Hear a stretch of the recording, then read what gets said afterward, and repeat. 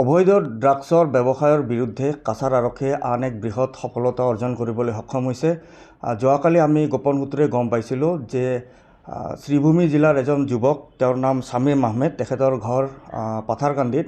তেখেতে শিলচৰ চহৰৰে মেহেৰপুৰ অঞ্চলত নিজামুদ্দিন নামৰ ব্যক্তি এজনৰ ঘৰত ভাড়াতীয়া হিচাপে আছিলে।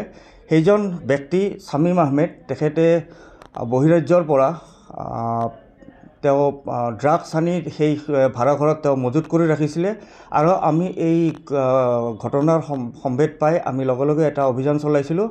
আৰু এই অভিযান কালত তেখেতৰ পজিশ্যনৰ পৰা 85টাকৈ চাবোনৰ বাকচ, য'ত তেওঁ হিৰইন লুকুৱাই আনিছিল, 947 গ্ৰাম হিৰইন লুকুৱাই আনিছিলে, তেখেতক হাতে নাতে ধৰা পেলাইছিলোঁ।